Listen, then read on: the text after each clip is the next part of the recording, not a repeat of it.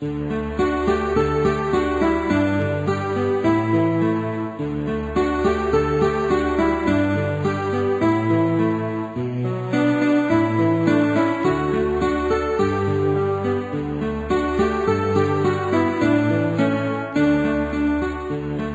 verse because it says here, if you take this armor, you will stop sinning in your life.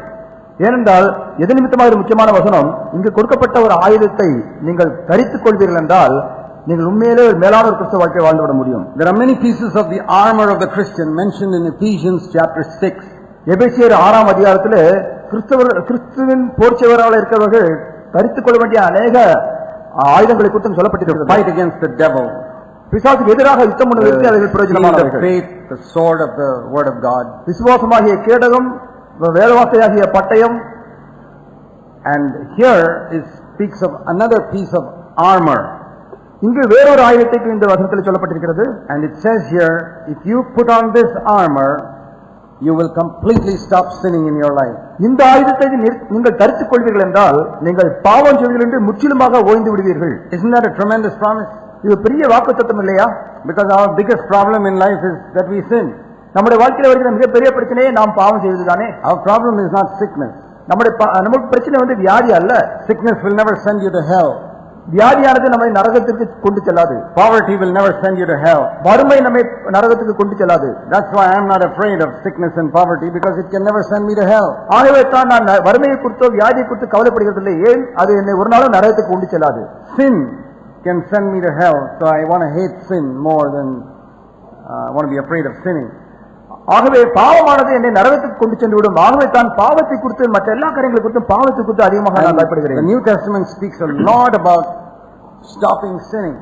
புதிய ஏற்பாட்டிலே அநேக இடங்களிலே பாவத்தை விட்டு ஓய்ந்திருப்பதை குறித்து அநேக இடங்களை வாசிக்கிறோம். That's one of the main subjects of the New Testament. புதிய ஏற்பாட்டில் உள்ள போதனைகளிலே மிக முக்கியமானது பாவத்தை விட்டு ஓய்ந்திருப்பது. Think of these great apostles, Peter, Paul and John. பேதுரு, பவுல், யோவான், இந்த அப்போஸ்தலர்களை வாசித்து பாருங்கள். These are some of the great writers of the New Testament. புதிய ஏற்பாட்டில் உள்ள நிருபங்களை எழுதின அருமையான ஆசிரியர்கள் அவர்கள். And all three of them said, you must stop sinning. இந்த மூன்று ஆசிரியர்களும் வேதத்திலே பாவம் செய்துவிட்டு ஓய்ந்திருங்கள் என்று தான் எழுதி கொண்டிருக்கிறார்கள். I'll show you that first before we go on.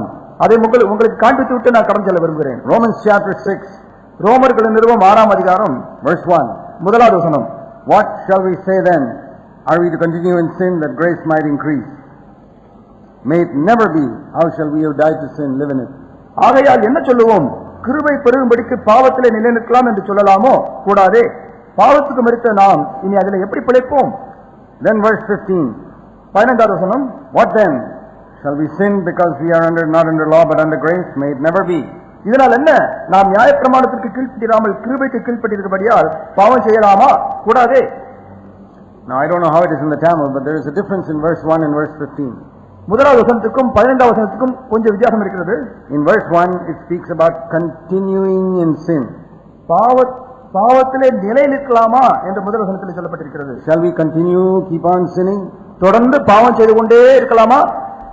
I think all of us will say no. நம்ம எல்லாரும் சொல்லுவோம் நிச்சயமாக இல்லை என்று சொல்லி.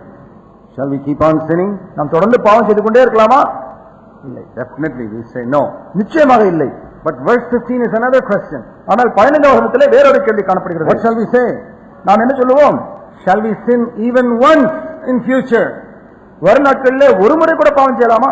That's a different question. அது வித்தியாசமான ஒரு கேள்வி. Shall we continue in sin? All of us say no. பாவத்திலே தொடர்ந்து நிலை நிற்கலாமா என்று கேட்டால் நாம் இல்லை என்று சொல்லிவிடுவோம். Verse 15 is, shall we sin even once in the future? நான் கிருபைக்கு கீழ்ப்பட்டிருக்கிறபடினாலே ஒரு முறை கூட பாவம் செய்யலாமா? முடியாது. The same answer is never. கூடாதே என்றுதான் பவுல் எழுதுகிறார் ரெண்டு கேள்விகளுக்கும். Because verse 14, sin will not have dominion over you if you are under grace. ஏனென்றால் 14வது வசனம், நீங்கள் நியாயப்பிரமாணத்திற்கு கீழ்ப்பட்டிருந்தால் கிருபைக்கு கீழ்ப்பட்டிருக்கிறபடியால் பாவங்களை மேற்கொள்ள மாட்டாது. What is Paul saying? Pavul என்ன சொல்ல விரும்புகிறார்? You should not sin. நீங்கள் பாவம் செய்ய கூடாது. Now let's see what John says. யோவான் சொல்லுகிறதை பார்க்கலாம். 1 John chapter 2. 1 யோவான் 2ஆம் அதிகாரம் verse 1. முதலாவது வசனம். Now we got to read scripture carefully here. வேத புத்தகத்தை வாசிக்கும் பொழுது வசனங்களை வாசிக்கும் பொழுது மிக ஜாக்கிரதையாக வாசிக்க வேண்டும். 1 John 2 verse 1 says, 1 யோவான் 2:1 வசனம். My little children, I am writing this letter to you or these things to you so that you don't sin. என் பிள்ளைகளே நீங்கள் பாவம் செய்யாதபடிக்கு இவைகளை உங்களுக்கு எழுதுகிறேன். Why is John writing this letter? இந்த கடிதத்தை ஏன் யோவான் எழுதுகிறார்? So that you don't sin anymore. நீங்கள் இனிமேல் பாவம் செய்யக்கூடாது என்பதற்காக அவர் எழுதுகிறார். He is not saying you will never sin anymore. இனிமேல் நீங்கள் பாவம் செய்ய மாட்டீர்கள் என்று அவர் எழுதவில்லை. Because immediately after that he says, if anyone sins, we have an advocate with the Father and he'll forgive us our sins. ஏனென்றால் அந்த வசனத்தின் பின்பகுதியிலே ஒருவன் பாவம் செய்வானானால் நீதிபதியாகிய இயேசு கிறிஸ்து நமக்காக பிதாவினிடத்தில் பரிந்து பேசுகிறவராய் இருக்கிறார். I thought about it like this. நான் இதை இப்படியா யோசித்து பார்க்கிறேன். Supposing he had put the second sentence first and the first sentence second. அந்த வசனத்தில் உள்ள பின்பகுதியை முன்னாலும் முன்பகுதியை பின்னாலேயும் போட்டிருந்தால் எப்படி இருக்கும்? Do you think it would have made a difference? அது ஒரு வித்தியாசம் உண்டாகி இருக்குமா? Supposing the verse read like this. வசனம் இப்படியா இருக்கிறது வாசித்துக் கொள்ளுங்கள். My little children, என் பிள்ளைகளே, if anyone sins, we have an advocate with the Father. உங்களுக்கு யாராவது ஒருவன் பாவம் செய்தால் உங்களுக்கு பிதாவிடத்தில் பரிந்து பேசுவதற்காக இயேசு கிறிஸ்துவாகிய ஒரு நியாயாதிபதி நீதிபதியாகிய ஒருவர் உங்களுக்காக இருக்கிறார். But I am saying to you, don't sin. ஆனால் நான் உங்களுக்கு சொல்கிறேன், பாவம் செய்யாதீர்கள். Do you see a difference there? அங்கு ஒரு வித்தியாசம் இருக்கிறது பார்க்கிறீர்களா? I see a very big difference. அங்கு ஒரு பெரிய வித்தியாசத்தை நான் பார்க்கிறேன். Just by putting the second sentence first and the first sentence second, I am not changing it. Just putting it reverse order, there's a big difference. பின்பகுதியை முன்னாலும் முன்பகுதியை பின்னாலும் எழுதும் பொழுது அந்த வசனத்தினுடைய அர்த்தத்திலேயே பெருத்த மாறுதல் உண்டாயிருக்கிறது. You need to see that difference. அந்த வித்தியாசத்தை நீங்கள் பார்க்க வேண்டும். Because that is how most people preach. இப்படித்தான் அநேகர் போதித்துக் கொண்டிருக்கிறார்கள். What is that? அது என்ன? First thing I want to tell all of you is, you will definitely sin. முதலில் அவர் சொல்ல வேண்டியது, நீங்கள் எப்படி பாவம் செய்தால் போகிறீர்கள். And then you will, there is a forgiveness with Jesus. அப்பொழுது உங்களுக்கு பாவமன்னிப்பு இயேசு கிறிஸ்து மூலமாக இருக்கிறது. And then having told you that, I'll tell you, anyway, try not to sin from now on. அதன் பிறகு இனிமேல் பாவம் செய்யாதிருக்கத்தக்கதாக பிரயாசப்படுங்கள் என்பது. That's not how John says it. ஆனால் யோவான் அப்படி எழுதவில்லை. John says, I am telling you, don't sin. நான் சொல்கிறேன், நீங்கள் பாவம் செய்யாதிருங்கள். But if by chance sometimes you may fall, okay, we have forgiveness. சில நேரம் தவறுதலாக நீங்கள் பாவத்தில் விழுந்து விட்டீர்களா? பரவாயில்லை, உங்களுக்கு பாவமன்னிப்பு இயேசு கிறிஸ்து மூலமாக உண்டு. If you don't understand what I said, you meditate on it in the days to come and you'll see a big difference between just reversing that sentence. நான் சொல்வது இந்த நாளில் உங்களுக்கு புரியாவிட்டாலும் கூட வீட்டிலே சென்று தியானித்து பாருங்கள். இந்த வசனத்தின் பின்பகுதியை முன்னாலே போடும்போது அந்த அர்த்தத்திலே பெரிய மாறுதல் உண்டாக நீங்கள் காண முடியும். For example, as soon as a person is born again, உடனடியாக ஒரு மனிதன் மனம் திரும்பின உடனே என்ன நடக்கிறது? Tell him is, of course you'll keep on sinning in future, let me tell you that. இனிமேல் தொடர்ந்து பாவம் செய்து கொண்டே இருப்பீர்கள், சோர்ந்து பாவீர்கள், முதலில் சொன்னால் என்ன ஆகும்? Try not to sin. ஆனாலும் பாவம் செய்யாதிருக்க advice most people give. இப்படித்தான் அநேகர் புதிதாக ரட்சிக்கப்படுகிறார்கள். ஆலோசனை சொல்கிறார்கள். God would not give that advice. யோவான் அப்படிப்பட்ட ஆலோசனை கொடுக்க மாட்டார். Don't sin anymore. இனிமேல் பாவம் செய்யாதே. But if you fall, ஆனா தவறுதலாக பாவம் செய்துவிட்டால் இயேசு கிறிஸ்து மன்னிப்பார். So our aim is not to sin. நம்முடைய நோக்கம் பாவம் செய்யாதிருப்பது. Now many of you have little children. உங்களில் அநேகருக்கு சிறு பிள்ளைகள் உண்டு. And when they are about 10, 11 months old, they begin to try to walk.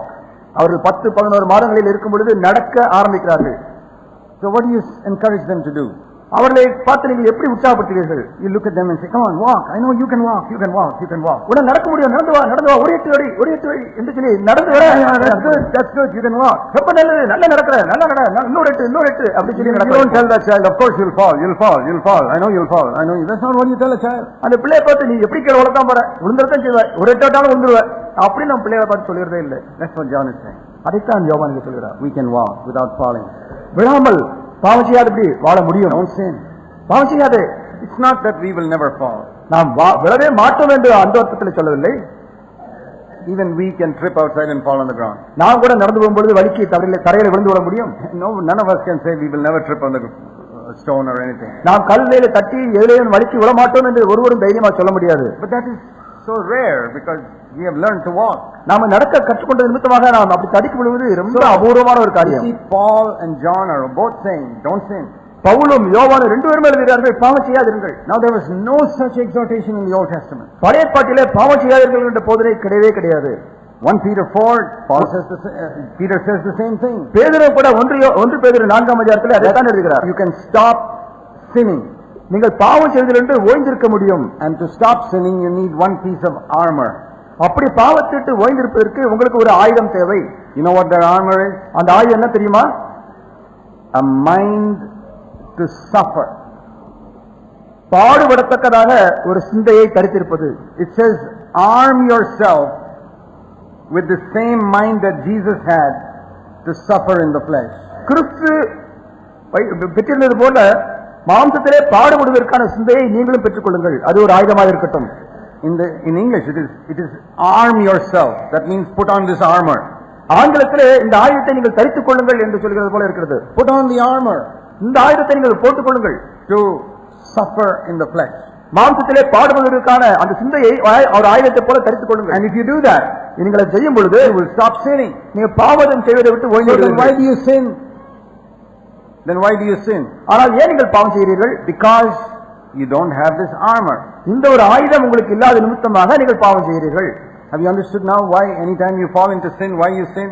பாவத்திலே விழும் பொழுது ஏன் பாவத்தில் விழுகிறீர்கள் என்பதை காரணத்தை கண்டுபிடித்து விட்டீர்களா? If you lose your temper, நீங்கள் கோபப்படும் பொழுது, if you hate somebody, நீ மற்றவர்களை வெறுக்கும் பொழுது, you love money, நீங்க பணத்தை நேசிக்கும் பொழுது, you are bitter against someone, மற்றவர் மீது கசப்பு வைத்துக் கொண்டிருக்கும் பொழுது, you lust with your eyes, உங்கள் கண்களினாலே இச்சிக்கும் பொழுது, you can't turn away your eyes from that filthy picture, அசிங்கமான படத்தை விட்டு பார்ப்பதை விட்டு கண்களை திருப்ப முடியாது கஷ்டப்படும் பொழுது, you want to go and see that dirty movie, அந்த அஸ்தமான சினிமாவை பார்க்க போகும்பொழுது, it's always one reason. அது எல்லாவற்றுக்கும் பின்னணியில ஒரு காரணம் காணப்படுகிறது. Not 25 reasons. அதுக்கு 25 காரணங்கள் அல்ல, one reason. ஒரே ஒரு காரணம் தான். You do not want to suffer in the flesh. நீங்கள் மாம்சத்திலே பாடுபட விருப்பம் இல்லாத இருக்கிறீர்கள், அவ்வளவுதான். If you were willing to suffer in the flesh, you would definitely not sin. நீங்கள் மாம்சத்திலே பாடுபட விருப்பமுள்ளவர்களாக இருந்தால் நீங்கள் நிச்சயமாக பாவம் செய்யாதபடி பாவத்தை ஜெயித்து விட முடியும். So in the Old Testament there was no teaching on suffering.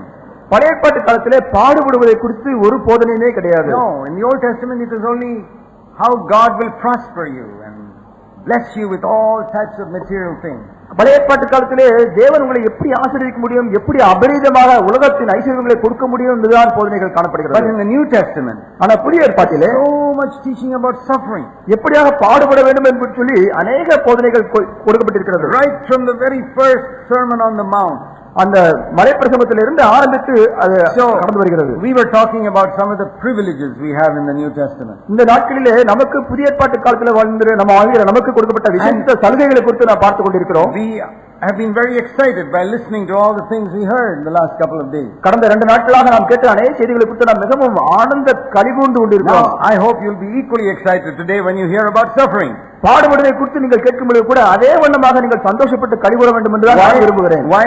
ஏனென்றால் not because suffering itself is a good thing.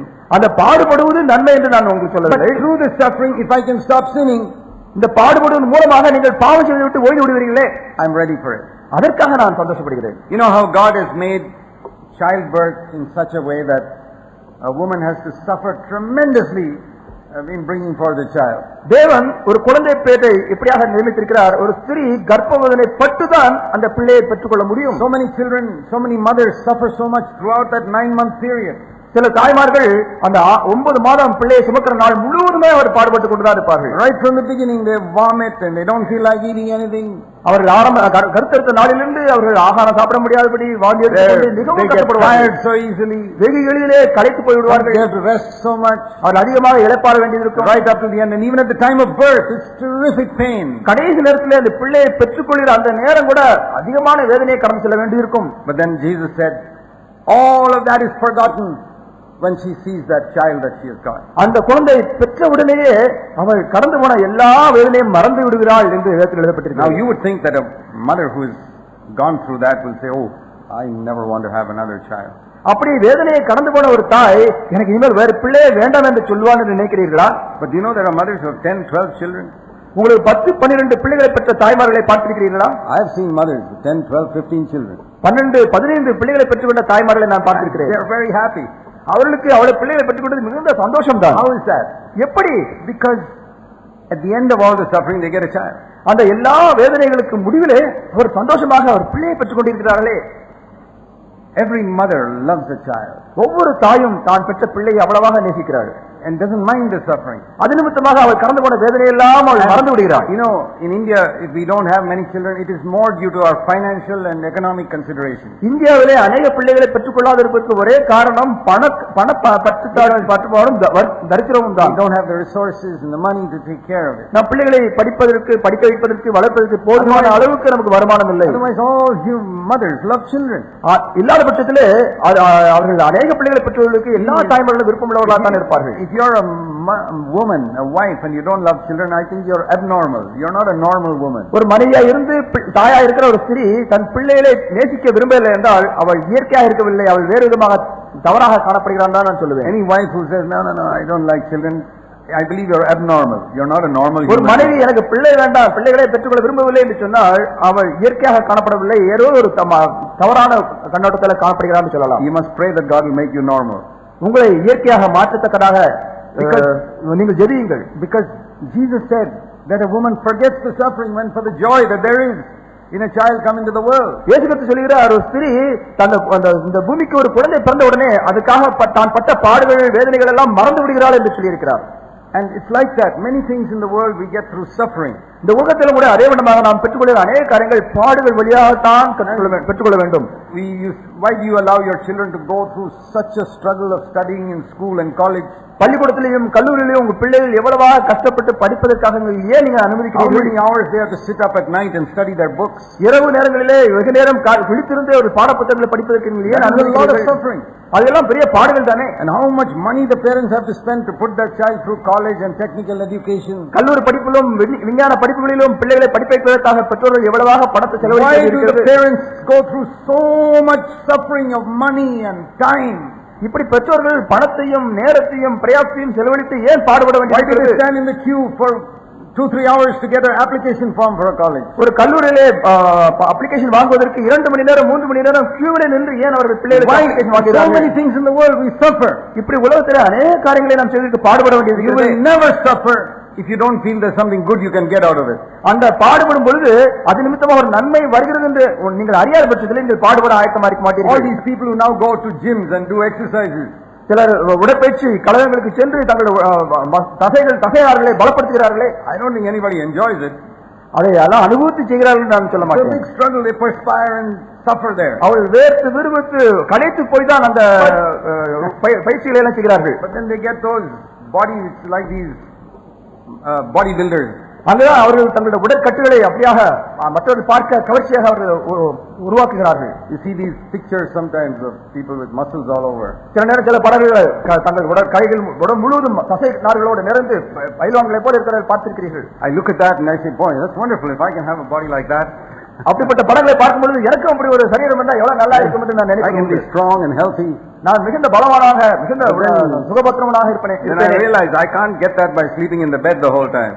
நான் நன்றாக படுக்கையில் படுத்து தூங்கிக் கொண்டு அப்படி ஒன்று உடற்கட்டை பெற முடியாது நான் அறிந்திருக்கிறேன். I have to run, I have to do exercise, then only I can have a body like that. நான் ஓடி உடற்பயிற்சி செய்து அவ்வளவு பிரயாசப்பட்டு தான் அப்படி ஒரு உடற்கட்டை பெற முடியும். People are willing to do it. ஆனால் அதை அநேகர் பிரயாசப்பட்டு செய்கிறார்களே. They want to be healthy. அவர்கள் சுகபத்திரமாக இருக்க விரும்புகிறார்கள். If people are willing to suffer all that for health and for education, why can't we be willing to suffer to live a holy life? இப்படி அநேக ஜனங்கள் தங்கள் உடற்கட்டை கட்டுவதற்காகவும் படிப்பிற்காகவும் இவ்வளவாக பிரயாசப்பட்டு பாடுபடும் பொழுது நாம் ஆவிக்குரிய வாழ்க்கையில் வளர்வதற்காக பாவத்தை ஜெயிப்பதற்காக ஏன் பாடுபடக்கூடாது? Why is it so many of you young people are willing to suffer, go through so many years of education in a college? வாலிபர்களாக இருக்க அநேகர் நீங்கள் ஏன் உங்கள் கல்லூரி நாட்களிலே அவ்வளவாக கஷ்டப்பட்டு அநேக வருடங்கள் பிரயாசப்பட்டு பாடுபடுகிறீர்கள்? You may even go and stay in a hostel far away from home for 2-3 years. சில வருடங்கள் 2-3 வருடங்கள் உங்கள் வீட்டை விட்டு வெகு தூரத்தில் உள்ள கல்லூரியில் சென்று கல்லூரி ஹாஸ்டலில் தங்கியிருந்து படிக்கிறீர்கள். I can get a good job after that. அந்த படிப்பை முடித்த பிறகு ஒரு நல்ல வேலை கிடைக்குமே என்கிற நம்பிக்கையால் தான் earn some money. அப்பொழுது நல்ல சம்பாத்தியம் எனக்கு கிடைக்குமே. Support a family. அப்பொழுது நான் குடும்பத்தை நிர்வகிக்க முடியுமே. Are these good reasons? இது நல்ல காரணங்கள் இல்லவா? Very good reasons. நல்ல காரணங்கள் தான். We don't want to be beggars on the street. நாம் தெருவிலே அலைகிற பிச்சைக்காரர்களை போல காணப்பட விரும்பவில்லை. In CFC I have encouraged all the children to study as much as you can so that you get a good degree and get a good job. Bangalore சபையிலே நான் எல்லா சிறு பிள்ளைகளையும் வாலிபர்களையும் பார்த்து நன்றாக படியுங்கள், உங்களால் முடிந்த அளவு படியுங்கள், அப்பொழுதுதான் நீங்கள் நல்ல வேலையை பெற்றுவிட்டு குடும்பத்தை நடத்த முடியும். Don't make that first in your life. God must be first. அது உங்களுக்கு பிரதானமா இருக்க வேண்டாம், தேவன் உங்களுக்கு பிரதானமா இருக்க. But having put God first, தேவனை முதலிடத்தில் வைத்துவிட்டு I say study hard. பின்பு பிரயாசப்பட்டு படியுங்கள் என்று சொல்லியிருக்கிறேன். And not only study hard, படிப்பதற்கு மாத்திரமல்ல, I say play and do exercise and keep your body fit. நன்றாக ஓடி ஆடி விளையாண்டு உடற்பயிற்சி செய்து உடலையும் நன்றாக பாதுகாத்துக் கொள்ளுங்கள். Not only our mind must be developed, நம்முடைய புத்தி மாத்திரம் வளர வேண்டிய அவசியம் இல்லை. Must be developed. நம்முடைய ஆவி மாத்திரம் வளர்ந்தா போதாது. Even our body must be fit. நம்ம சரீரம் கூட வளர்ந்து ஆரோக்கியமாக இருக்க வேண்டும். We don't want our children to eat and eat and eat and become fat. நம்முடைய பிள்ளைகள் நல்லா சாப்பிட்டு புளித்து போனவர்களாக இருக்க வேண்டும் என்று நான் விரும்பவில்லை. A lot of people becoming like that nowadays. நம்முடைய இந்த நாட்களிலே வாலிபர்கள் அப்படிப்பட்டவர்களாக மாறி விடுகிறார்கள். We must keep ourselves fit and strong for God. நாம் கிறிஸ்துவுக்காக நாம் தைரியமுள்ளவர்களாக பலவான்களாக இருக்க முடியாத நிலை நிற்க Even when we get older, we must not become fat, just eating and eating and eating. நாம் வயதாகும் பொழுது நாம் அதிகமாக சாப்பிட்டு கொழுத்தவர்களாக மாறிவிடக் கூடாது. Not because we want just to show that we have got a good body. We want to be healthy for God. நாம் நல்ல அருமையான சரீரத்தை வைத்திருக்கிறோம் என்று பெயர் பெறுவதற்காக அல்ல, நாம் சுகாதாரமுள்ள நல்ல சுகபத்திரமுள்ள உடலை பெற்றுக்கொண்டு தேவனுக்காக வாழ்வதற்காக. For all these things we have to have some discipline in our life. இந்த எல்லா காரியங்களிலும் நம்முடைய வாழ்க்கையில ஒரு ஒழுங்கை கடைபிடிக்க வேண்டிய அவசியம் இருக்கிறது. And in earthly things we all know that. நாம் உலகப்படியான காரியங்களிலே ஒழுங்கு முக்கியம் என்பதை அறிந்திருக்கிறோம். A lazy man who doesn't study, he's not going to get much in this world. சோம்பேறியான ஒரு மனிதன் இந்த உலகத்திலே அவன் எதையும் பெற்றுக்கொள்ள போவதில்லை என்பதை நான் அறிந்திருக்கிறோம். You know, we're not living in the Garden of Eden. நாம் ஏதேன் தோட்டத்திலே வாழ்ந்து கொண்டிருக்கவில்லை. Our forefather was thrown out of Garden of Eden many thousands of years ago. நம்முடைய 30 அநேக வருடங்கள் ஆயிரக்கணக்கான வருடங்களுக்கு முன்பாக அந்த ஏதேன் தோட்டத்தை விட்டு விரட்டி அடிக்கப்பட்டார். Maybe if we were living in the Garden of Eden, we didn't need to study so much and do all these things. நாம் ஏதேன் தோட்டத்தில் இந்த நாளில் வாழ்ந்து கொண்டிருந்தால் நான் இப்படியாக படித்து கஷ்டப்பட வேண்டிய அவசியமே இருந்திருக்காது. But once Adam was thrown out of the Garden of Eden, ஆதாம் அந்த ஏதேன் தோட்டத்தை விட்டு துரத்தி அடிக்கப்பட்ட பின்பு God gave him a law. அவனுக்கு ஒரு தேவன் ஒரு பிரமாணத்தை கொடுத்தார். Shall I read that law to you? அதை வாசிக்க உங்களுக்கு காண்பிக்கட்டுமா? In Genesis chapter 3, ஆதியாகமம் 3ஆம் அதிகாரம், just like he told the woman, அந்த ஸ்திரியை குறித்து நாம் சொன்னது போலவே இங்கு வாசிக்கிறோம். first of all God told the woman, முதலில் ஸ்திரிக்கு தான் எப்படி தேவன் சொல்கிறார். verse 16, 16வது வசனம், you are going to have tremendous pain when you are bearing children. அவர் ஸ்திரியை நோக்கி, நீ கர்ப்பவதியாக இருக்கும் பொழுது உன் வேதனையை மிகவும் பெருக பண்ணுவேன். And in pain again he says you will bring forth children. வேதனையோட மீண்டுமாக வேதனை என்று சொல்லி வேதனையோட பிள்ளை பெறுவாய். And even though you are going to have so much pain in bringing children, அப்படி நீ பிள்ளைகளை பெறுவதற்கு அவ்வளவு வேதனைப்பட்டாலும் கூட, you will still have a desire for your husband to have more children. அதற்கு பின்பு கூட உன் புருஷனை உன் ஆசை பற்றிக் கொண்டிருக்கும் இன்னும் அதிகமாக பிள்ளைகளை பெற்றுக் கொள்வதற்காக. Isn't that amazing? ஆச்சரியமானது இல்லையா? Even though there's so much pain in bringing one child, you still have a desire to go near your husband and have one more child. உங்கள் இப்படியா வேதனைப்பட்டு பிள்ளை பெற்ற பிறகு கூட இன்னொரு பிள்ளையை பெற்றுக் கொள்வதற்கு உங்கள் புருஷன் மீது உங்களுக்கு ஆசை இருக்கிறது. That is a normal mother. இதுதான் இயற்கையாக தேவன் சிருஷ்டித்த ஒரு தாய். If you are not like that, you are not normal. அப்படியாக நீங்கள் காணப்படுவதால் நீங்கள் இயற்கையாக இல்லை, மாறுதலாக காணப்படுகிறீர்கள். And then to Adam he said, but it still will be with a lot of pain. ஆனால் இன்னும் உங்களுக்கு அந்த வேதனை இருக்கத்தான் என்று தேவன் சொல்கிறார். Before sin came into the world, உலகத்துக்குள்ளே பாவம் வருவதற்கு முன்பாக, if Adam had a child, if Eve had a child in the Garden of Eden, there would have been no pain. ஆதாமுக்கும் ஏவாளுக்கும் ஒரு குழந்தை பிறந்திருந்தால் அந்த அங்கு வேதனையே இருந்திருக்காது. Pain has come because of sin. பாவம் வந்த நிமித்தமாகத்தான் அந்த வேதனையும் வந்தது. When sin has come, nothing good comes forth without pain. பாவம் வந்த பின்பு ஒரு நன்மையான எந்த ஒரு காரியமும் வேதனை இல்லாமல் வரவே வராது. A child is a great gift of God, but it comes through pain. குழந்தையானது தேவன் கொடுக்கிற மிகுந்த பெரிய ஈவு, அது கூட அந்த வேதனைக்கு தான் வர முடியும். God has said that. தேவன் சொல்லிவிட்டார். You cannot change it. அதை நீங்கள் மாற்ற முடியாது. Then he told Adam, அதற்கு பின்பு ஆதாம் பார்த்து சொல்கிறார், for you also, உனக்கும் கூட, you are going to struggle to produce food from the ground. நீ உயிரோடு இருக்கும் நாளெல்லாம் வருத்தத்தோடு பூமியில் பலனை புசிப்பாய். That means the ground is going to be cursed.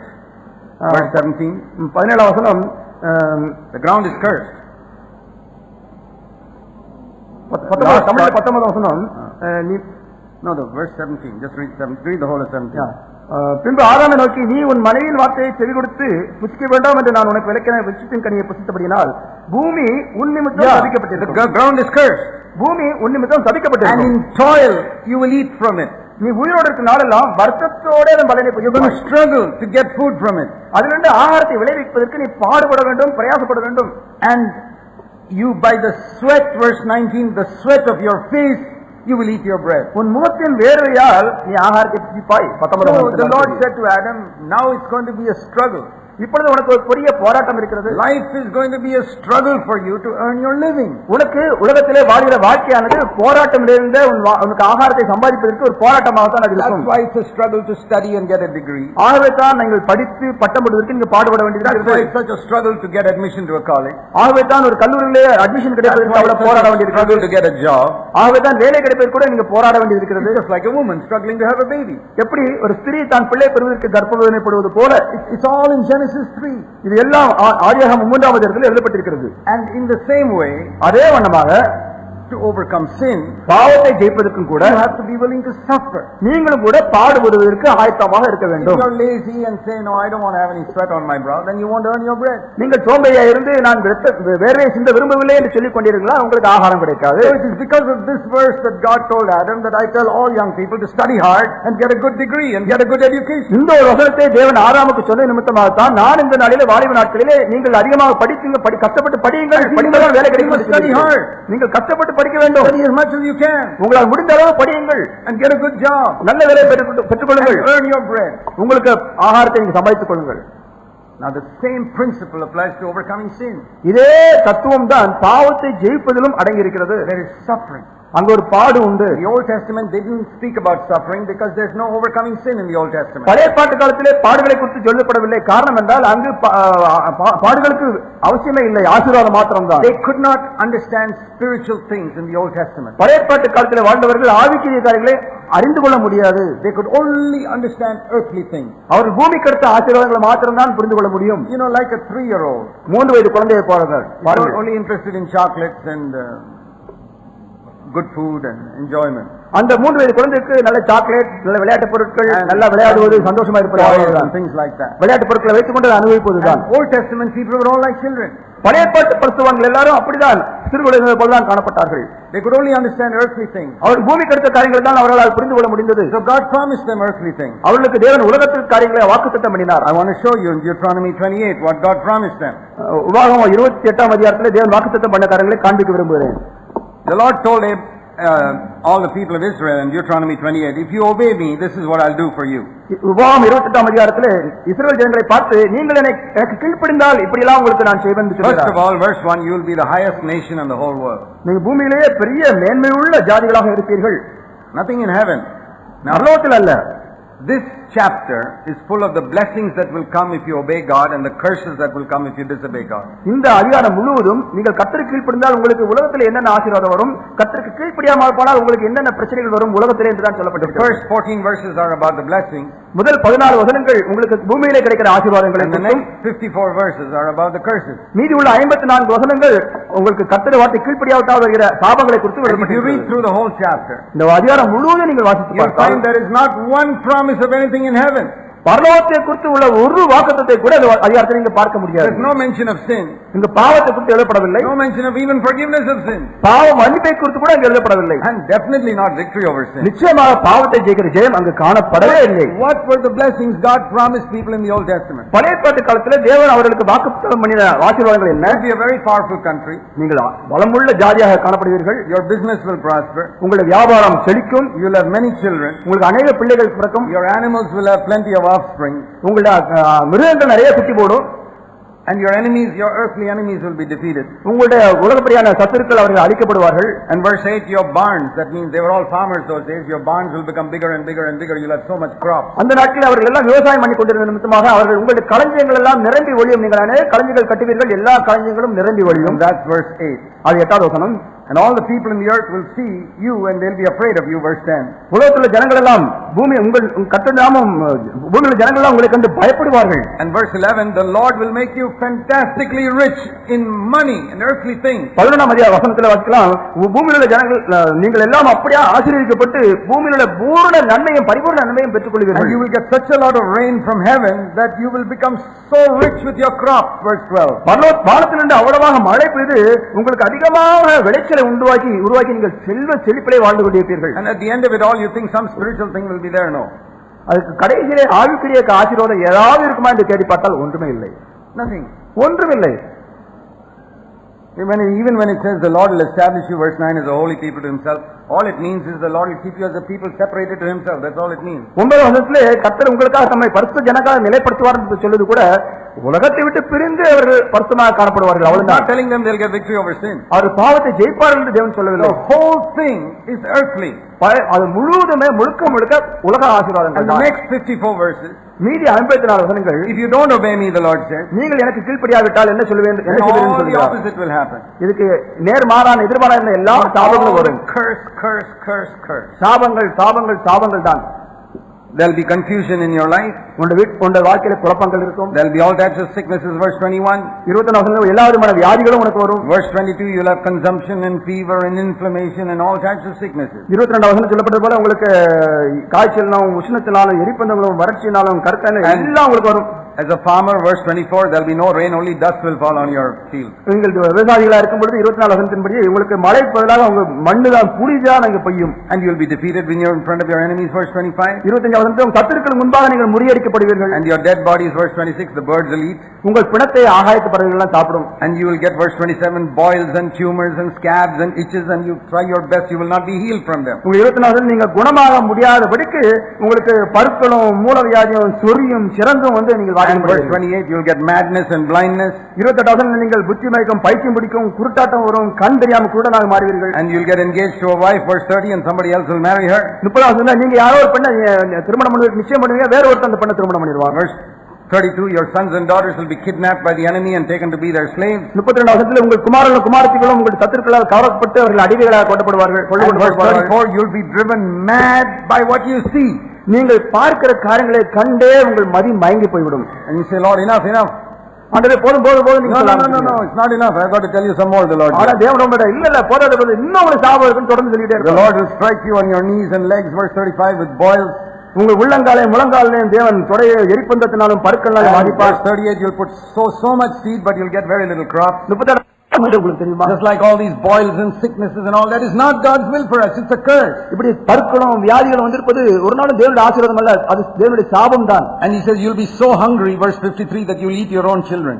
நீங்க உங்களுக்கு அன்புதான் வசனம் சொல்லப்படுது, உங்களுக்கு பசியா இருக்கும், கடையில் சாப்பிட ஒன்று இல்லாம உங்க பிள்ளைகளே. He says all the sicknesses, verse 61, which are not written in any book, that also will come upon you. இந்த எந்த புத்தகத்தில் எழுதப்படாத என்னென்ன வியாதி என்னன்னு இருக்குதோ அது கூட உங்களுக்கு தான் வந்து சேரும் அப்படின்னு சொல்றாரு. Who wants that? இப்படிப்பட்ட சாபம் யாருக்கு தேவை? Okay, Lord, we will obey you, please. ஆண்டவரே போதும் இந்த வியாதிலாம் எனக்கு வேண்டாம், நான் உங்களுக்கு கீழ்ப்படிறேன். I don't want boils, I don't want madness, I don't want anything. எனக்கு பருவு வேண்டாம், எனக்கு பைத்தியம் பிடிக்க வேண்டாம், எனக்கு இந்த மாதிரி வியாதிகளா வேண்டாம். It's all earthly. இதெல்லாம் உலகப்படியான வாழ்க்கைகள் தான். When we talk about suffering, we are not talking about this type of suffering. நாம் பாடுகள் என்று சொல்லும் பொழுதுலாம் இந்த இப்படிப்பட்ட பாடுகளை குறித்து சொல்வதில்லை. When it says Christ suffered in the flesh in 1 Peter 4:1, 1 பேதுரு 4ஆம் அதிகாரம் முதலாம் வசனத்தில் இயேசு கிறிஸ்து மாம்சத்திலே பாடுபட்டது என்று சொல்லுவார். What did he have? அது எப்படியா பாடுபட்டார் மாம்சத்திலே? Did he have boils and itches and all types of things from which he could not be healed? அவருக்கு பருக்களும் சொறியும் இப்படியாக வியாதி வந்து அவர் சுகமாகப்படாது கஷ்டப்பட்டாரா? No, இல்லை. Did he have a difficult wife? அவர் கடினமான மனைவி இருந்து பாடுபட்டாரா? Some people call these things suffering. கடினமான மனைவியை வைத்துக் கொண்டு அது பெரிய பாடு என்று சொல்கிறார்கள். We can say Jesus never suffered. இயேசு கிறிஸ்து அந்த விதமாக ஒரு நாளும் பாடுபடவில்லை. I don't believe Jesus was sick with all these things mentioned here. இங்கு சொல்லப்பட்ட வியாதிகளிலே ஒன்று கூட இயேசு கிறிஸ்து வந்து பாதித்திருக்கும் என்று நான் நினைக்கிறதில்லை. He obeyed God 100%. அவர் 100% தேவனுடைய வார்த்தைக்கு கீழ்ப்படிந்திருந்தார். So how can these 54 verses apply to him? அந்த 54 வசனங்கள் எப்படி அவருடைய வாழ்க்கையிலே நடைபெறும்? He obeyed God 100%. 100% கர்த்தருடைய வார்த்தைகளை கைக்கொண்டாரே. But why didn't he become the richest man in the world if he obeyed God 100%? ஏன் அவர் 100% கர்த்தருடைய பிரமாணங்களை கீழ்ப்படிந்தும் ஏன் அவர் பெரிய ஐஸ்வர்யவானாக மாறவில்லை? Didn't he say here? இங்கு சொல்லப்பட்டிருக்கிறதா? Obey me, I'll make you the biggest nation on the earth. நீ எனக்கு கீழ்ப்படிந்தால் நீ உன்னை பெரிய ஜாதியாவா என்று எழுதப்படவில்லையா? Why didn't Jesus become the king of the whole world? Because he obeyed God fully. அவர் கர்த்தருக்காக 100% கீழ்ப்படிந்திருந்தோம், ஏன் அவர் உலகத்துக்கே பெரிய மகாராஜா சக்கரவர்த்தியாக மாறவில்லை? He came to establish a new covenant. அவர் ஒரு புதிய உடன்படிக்கையை நிறுவிக்கும்படியாக நிறுவனம் பண்ணும்படியாக abolish the old covenant. பழைய நிறுவனத்தை பழைய பிரமாணங்களை நிறுத்திவிட்டு new covenant. புதிய உடன்படிக்கையை நிலைநிறுத்தும்படியாக வந்தார். He came to say all the things in the old covenant were only a picture, a shadow. பழைய பாட்டில் சொல்லப்பட்ட எல்லா விதமான காரியங்களும் ஒரு நிழலாட்டம் தான் இருக்கிறது என்று நிரூபிக்க வந்தார். real thing. அது உண்மையான காரியங்கள் அல்ல. See, you know the difference between a shadow and the real person. நான் இங்க நிற்கிற நான் உண்மையான இருக்கிற மனிதனுக்கும் என்னுடைய நிழல் காணப்படுகிறது. அதுக்கு எவ்வளவு வித்தியாசம் இருக்கிறது? There is a shadow. நான் ஒரு மனிதனாக நிற்கிறேன், நான் அங்க இருக்கிறது ஒரு நிழல் தான். This is only a shadow. இங்க பின்னால் எனக்கு பின்னால் காணப்படுகிறது ஒரு நிழல் தான். It's exact shape of my head and body. என்னுடைய தலை என்னுடைய சரீரத்தின் அளவுக்கு அது காணப்படுகிறது தான். But that's not me. ஆனால் அது நான் அல்ல. But it's a real shadow. ஆனால் இது உண்மையான ஒரு நிழல் தான் அது. And the Old Testament was a shadow of what is fulfilled in the New Testament. புதிய ஏற்பாட்டிலே தேவன் உருவாக்கின காரியங்களுடைய ஒரு உண்மையான நிழலாக தான் பழைய ஏற்பாடு இருந்தது. Everything written in Deuteronomy 28 is a shadow of what was fulfilled in Christ.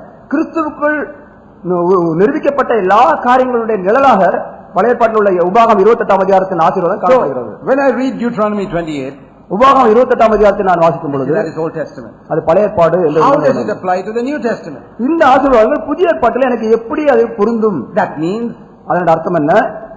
I will come not on top of the nations of the world, but on top of all the sins in my life. நான் உலகத்திலே பெரிய ஜாதியாக மாறப்போவதில்லை, எல்லா பாவங்களுக்கு மேலாக வாழ்கிற மனுஷனாக That மாறுவேன். is how I apply it spiritually. இதைத்தான் ஆவிக்குரிய ரீதியிலே இந்த உபாகம் 28ஆம் அதிகாரத்தை நான் எனக்கு ஒப்பிட்டு பார்க்கிறேன். Old Testament Israel was supposed to be top nation on top of all the other nations. உலகத்திலே எல்லா ஜாதிகளை விட மேலான ஜாதியாக அந்த உபாகம் 28ஆம் அதிகாரத்தில் பழைய ஏற்பாட்டு ஆசீர்வாதம் How does that apply காணப்படுகிறது. to me? எனக்கு அது எப்படி பொருந்தும்? I am going to be on top of all the lusts in my flesh. என்னுடைய வாழ்க்கையில் காணக்கூடிய எல்லா இச்சைகள் மேலாக நான் ஆளுகிற மனிதனாக மேலே இருக்க போகிறேன். My enemies will not defeat me. Doesn't mean all these earthly enemies, but the lust in my flesh, they will not defeat me. என்னுடைய எதிரிகள் என்னை மேற்கொள்ள முடியாது என்பது வெளியே உள்ளே காணப்படுகிற மனிதர்கள் அல்ல, எந்த மாம்சத்திலே காணப்படுகிற இச்சையாகிய பாவமாகிய எதிரிகள் என்னை ஒரு நாள் மேற்கொள்ள முடியாது. All the demons and the devil, they'll all be under me. எல்லா பிசாசுகளும் என்னுடைய காலில் கீழாக இருக்கும். Earthly enemies may hurt me. உலகத்தில் உள்ள சத்துருக்கள் என்னை பாதிப்பார்கள், எனக்கு சேதம் உண்டாக்குவார்கள். They hurt Jesus Christ. அவர்கள் இயேசு கிறிஸ்துவை காயப்படுத்தினார்களே, They beat him, they killed him. அவரை அடித்தார்கள், அவரை கொன்றார்களே. But spiritually, அல்ல ஆவிக்குரிய ரீதியிலே they could say the whole prince of the world comes against me and he cannot touch me. இதோ உலகத்தின் அதிபதி என்னிடத்தில் வருகிறான், அவனுக்கு என்னிடத்தில் ஒன்றுமில்லை, அவன் என்னை தொட முடியாது என்று எதிர்த்து சொல்கிறார். All the apostles were killed. எல்லா அப்போஸ்தலர்களும் கொல்லப்பட்டார்கள். Maybe John escaped, I don't know. ஒரு ஜான் அப்போஸ்தலன் யோவான் மாத்திரம் தப்பித்தான் என்று But all the others were killed. மற்ற எல்லா அப்போஸ்தலர்களும் கொல்லப்பட்டார்கள். Paul's head was cut off. Pavul சிரச்சேதம் பண்ணப்பட்டார். Earthly enemies overcame the apostles. மாம்சீகமான எதிராளிகள் அந்த அப்போஸ்தலர்களை மேற்கொண்டார்கள். Spiritually, அந்த ஆவிக்குரிய ரீதியில் those apostles overcame all the enemies. இந்த எல்லா அப்போஸ்தலர்களும் தங்களுடைய எதிராளியாகிய பாவத்தை அவர்கள் ஜெயித்தார்கள். You know, the demons trembled before Paul just like they trembled before Jesus. இயேசு கிறிஸ்துவுக்கு முன்பாக பிசாசுகள் எப்படி நடுங்கினதோ அதே போல பவுலை பார்த்து விட பிசாசுகள் நடுங்கினதே. Demon once told somebody, Jesus I know and Paul I know, but who are you? ஒருமுறை பிசாசு இப்படி சொன்னது, இயேசு கிறிஸ்து எனக்கு தெரியும், பவுலை தெரியும், நீ யார் என்று சொல்லி கேட்டது. They trembled before even Paul. பவுலை பார்த்து விட அந்த பிசாசுகள் நடுங்கின. And if you are a wholehearted Christian, நீங்கள் முழுமனதுள்ள கிறிஸ்தவனாக காணப்பட்டால் the demons will tremble before you. உங்களை கண்டு விட பிசாசு நடுக்கத்தான் செய்யும். You believe that? இது விசுவாசிக்கிறீர்களா? Many Christians tremble before the demons. அநேக விசுவாசிகள் பிசாசை கண்டு நடுங்குகிறார்கள். I don't want to tremble before a demon. நான் பிசாசுக்கு முன்பாக நான் நடுங்க போவதில்லை. I want the demon to tremble before me. பிசாசு என்னை பார்த்து நடுங்க வேண்டும் என்று நான் விரும்புகிறேன். You can also be like that. நீங்கள் அப்படி வாழலாம். You keep your conscience clear. உங்கள் மனசாட்சியை சுத்தமாக வைத்துக் கொள்ளுங்கள். Confess your sins. உங்கள் பாவங்களை அறிக்கை Humble செய்யுங்கள். yourself always before God. தேவனுக்கு முன்பாக எப்பொழுதும் உங்களை தாழ்த்துங்கள். Trust God fully.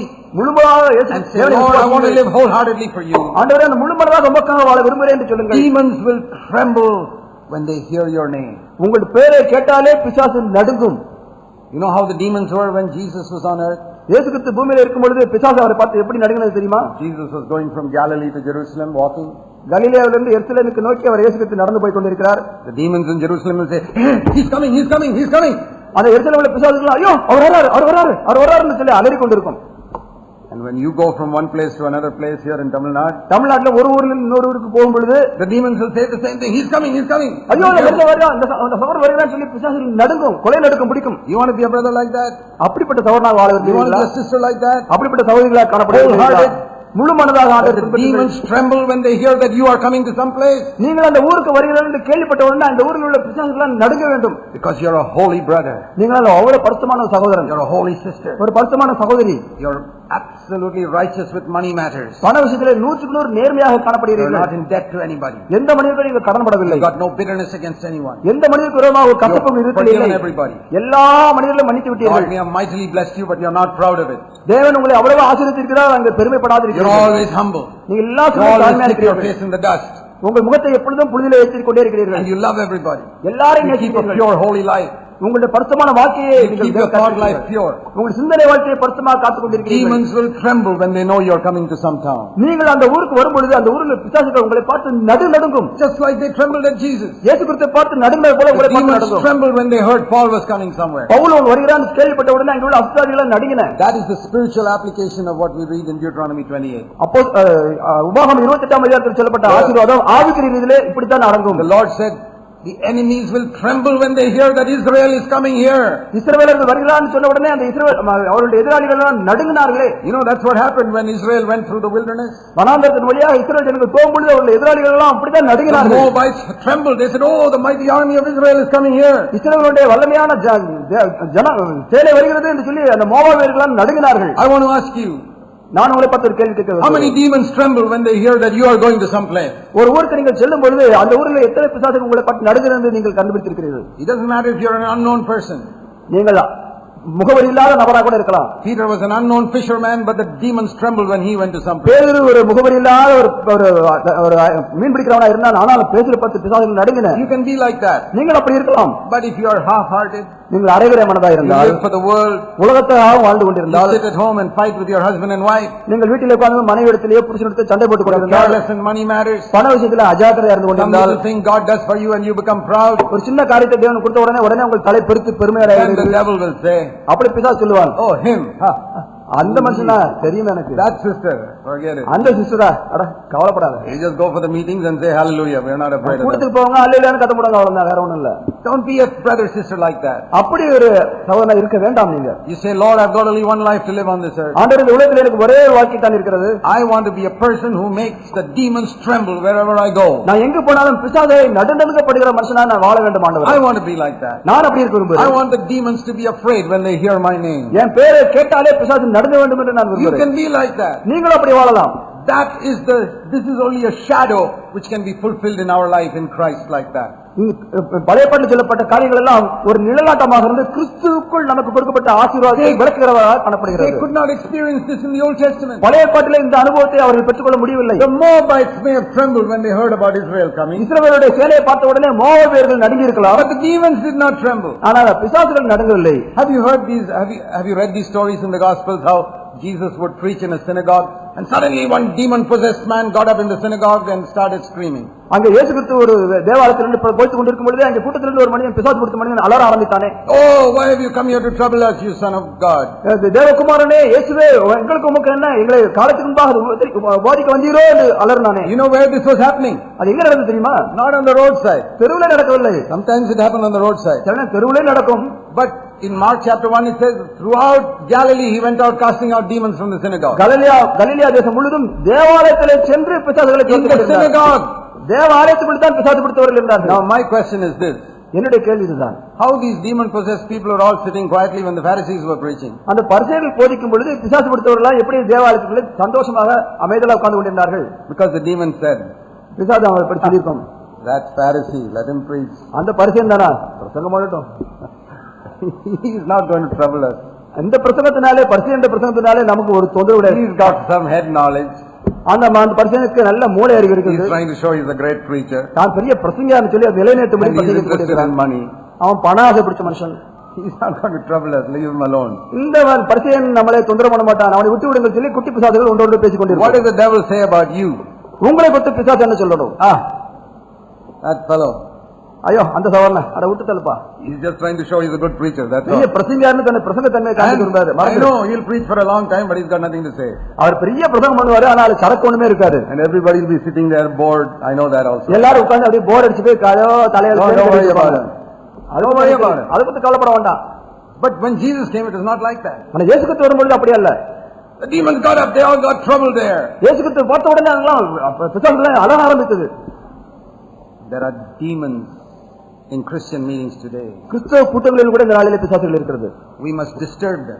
அந்த பிசாசுகளை நாம் அலைக்கழிக்கப்பட They are வேண்டும். deceiving the people. அவைகள் ஜனங்களை வஞ்சித்துக் கொண்டிருக்கின்றன. Our duty is to deliver those people from the deceptions of Satan. பிசாசுகளுடைய அந்த வஞ்சகத்திலிருந்து ஜனங்களை பாதுகாக்க வேண்டியது நம்முடைய பொறுப்பு. They couldn't do that in the Old Testament. பழைய பாட்டில் இதை செய்ய முடியவில்லை. Now we can do it. நாம் இப்பொழுது நாளில் செய்யலாம். It's one of the privileges we have. நமக்கு கொடுக்கப்பட்ட பெரிய சலுகைகளிலே இது ஒன்று. You know, Jesus said இயேசு கிறிஸ்து என்ன சொன்னார் in தெரியுமா? Matthew's Gospel, chapter மத்தேயுவின் சுவிசேஷம் chapter 12. 12வது வசனம், 12வது அதிகாரம், Matthew chapter 12, மத்தேயு 12 verse 29.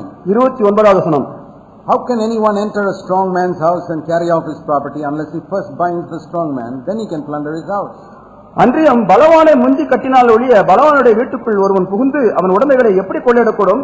கட்டினாயில் அவன் வீட்டை கொள்ளையிடலாம். Who is this strong man? இந்த பலவான் யார்? That's the devil. அது சாத்தான் தான். What is his house? அவனுடைய வீடு எது? His house is the whole world. அவனுடைய வீடு இந்த உலகம் முழுதுதான் அவன் வீடு தான். What is his property? அவனுடைய சொத்து என்ன? His property is all the people in the world. இந்த பூமியில் உள்ள ஜனங்கள் எல்லாம் அவனுடைய உடைமைகள். Okay, now you read it like that. அதை இப்படி வாசியுங்கள். How can you enter the devil's world? நாம் எப்படி இந்த சாத்தானுடைய உலகத்துக்குள்ள எப்படி போகலாம்? Deliver these people who are in his possession.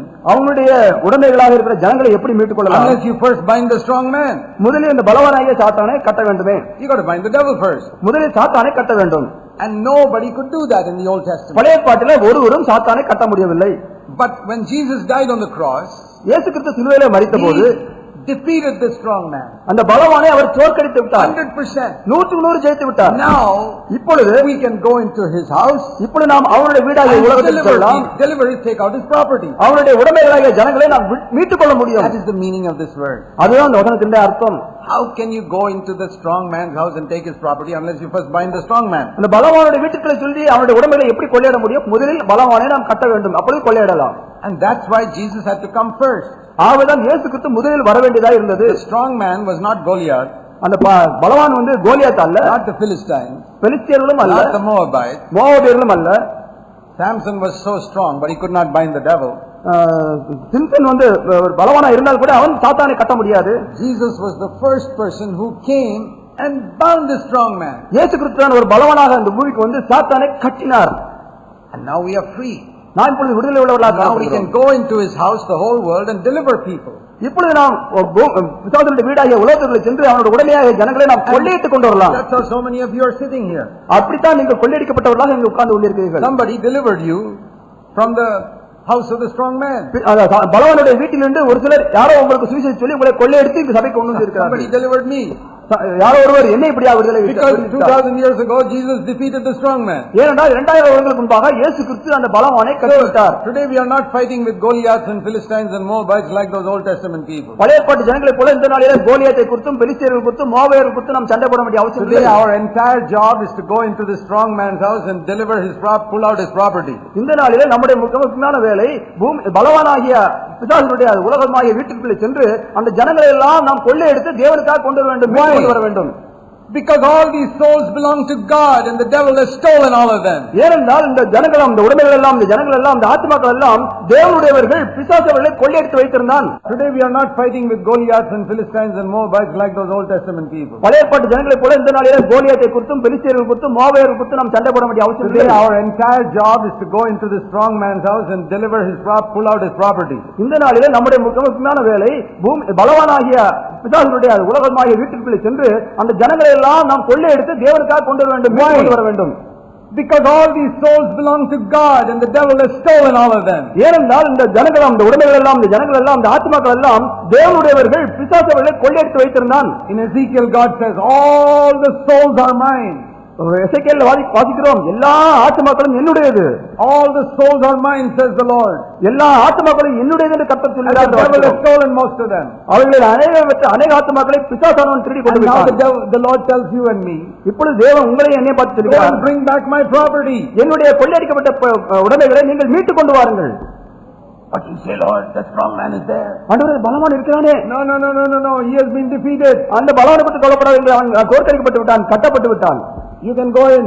இப்பொழுது தாராளமாக நீங்கள் உள்ளே செல்லலாம். In Jesus' name, go and deliver them. இயேசு கிறிஸ்து நாமத்தினாலே உள்ளே சென்று ஜனங்களை மீட்டுக் கொண்டு வாருங்கள். Now if some of them don't want to be delivered and say we will live here always, then we cannot do anything. அங்கே சில ஜனங்கள் நாங்கள் விடுவிக்கப்பட விரும்பவில்லை, நாங்கள் உலகத்திலிருந்து விரும்புகிறோம்னா விட்டு விடுங்கள், ஒன்றும் செய்ய முடியாது. I know that is the commission the Lord has given me. இதுதான் தேவன் எனக்கு கொடுத்த ஒரு வேலை என்று நான் விசுவாசிக்கிறேன். He has said to me, அவர் என்னை பார்த்து சொன்னார், my people have been deceived by Satan. என்னுடைய ஜனங்கள் பிசாசினால் வஞ்சிக்கப்பட்டு இருக்கிறார்கள். They have been deceived by all types of false teaching. எல்லா விதமான தவறான கிறிஸ்தவ உபதேசங்களினாலே வஞ்சிக்கப்பட்டு இருக்கிறார்கள். Go and show them my word and open their eyes. என்னுடைய வார்த்தைகளை அவர்களுக்கு காண்பித்து அவர்கள் கண்களை திறந்து விடு. That is how many of you, your eyes were open. இப்படித்தான் உங்களுடைய கண்கள் அந்த நாட்களில் திறக்கப்பட்டிருக்கிறது. Your eyes were open and you have come out from the deceptions of Satan. உங்கள் கண்கள் திறக்கப்பட்டு பிசாசுடைய வஞ்சகத்திலிருந்து நீங்கள் விடுதலையாக்கப்பட்டிருக்கிறீர்கள். So many Christian denominations, people are bound by the deceptions of Satan. அநேக கிறிஸ்தவ ஸ்தாபன சபைகளிலே இப்படியாக பிசாசுடைய தந்திரத்தினாலே வஞ்சிக்கப்பட்டவர்களாக அநேக விசுவாசிகள் காணப்படுகிறார்கள். That is why I have for so many years kept on saying this. ஆகவே தான் அநேக வருடங்கள் இந்த காரியத்தை நான் தொடர்ந்து போய்த்து கொண்டே இருக்கிறேன். Buy a book for 10 rupees. 10 ரூபாய்க்கு ஒரு புத்தகத்தை வாங்குங்கள். That is only 2 cups of coffee charge. ஒரு 2 கப் காஃபி வாங்குவதற்குரிய விலைதான் அது. ஒரு புத்தகம் வாங்குவது. You fast from 2 cups of coffee and buy a book. 2 coffee குடிப்பதை நிறுத்திவிட்டு அந்த பணத்தினாலே ஒரு புத்தகத்தை வாங்குங்கள். And with prayer you give that book to some friend of yours who is deceived by the devil.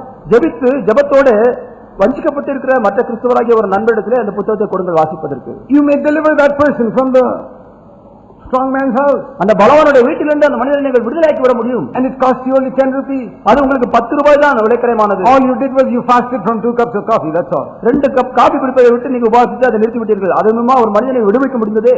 See what a wonderful power God has given us in our hand with literature. இந்த நாளிலே எழுத்துப்பூர்வமாக புத்தகங்களாலும் டிராக்டிங்களாலும் தேவன் எவ்வளவு வல்லமையான ஒரு ஆயுதத்தை நமக்கு கொடுத்திருக்கிறார். I really praise God for those who have labored to produce this literature. இப்படிப்பட்ட புத்தகங்களையும் டிராக்டிங்களையும் உருவாக்குவதற்கு பிரயாசப்பட்டவர்களுக்கு நான் தேவனுக்கு நன்றி செலுத்துகிறேன். That we can have them at such a cheap rate now. மிக விலை குறைந்த விலையிலே அதை நாம் கையிலே பெற்றுக்கொள்ளத்தக்கதாக தேவன் உதவி செய்திருக்கிறார். Translated and printed in Tamil for you. அவைகள் மொழிபெயர்க்கப்பட்டு தமிழிலும் கூட இப்பொழுது அச்சடிக்கப்பட்டிருக்கிறது. You know what the purpose is?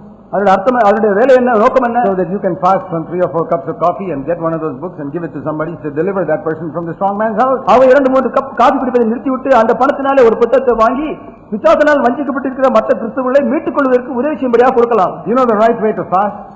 நல்ல விதமா எப்படி உபவாசிப்பதற்கு நல்ல வழி என்று சொல்லி தட்டுமா? Fasting is good. உபவாசம் பண்ணுவது நல்லது. Start with skipping 1 meal. முதலிலே ஒரு ஆகாரத்தை புசிப்பதை நிறுத்துங்கள். In a week. வாரத்திலே ஒரு நாள் ஒரு ஆகாரம் புசிப்பதை make நிறுத்துங்கள். it 2. பிறகு 2 வேளை ஆகாரத்தை நிறுத்துங்கள். பிறகு 3 வேளை ஆகாரத்தை நிறுத்துங்கள். And then அதற்கு பிறகு don't just skip the meal. The money you save from that food, use it for God. அப்பொழுது நீங்கள் வெறும் உபவாசத்தோடு நிறுத்தி விடாதபடி நீ உபவாசம் பண்ணுவது நிமித்தமாக நீங்கள் மிச்சம் பண்ணின பணம் இருக்கிறது, அந்த பணத்தை எடுத்து தேவனுக்காக உபயோகப்படுத்துங்கள். That is what we must do with fasting.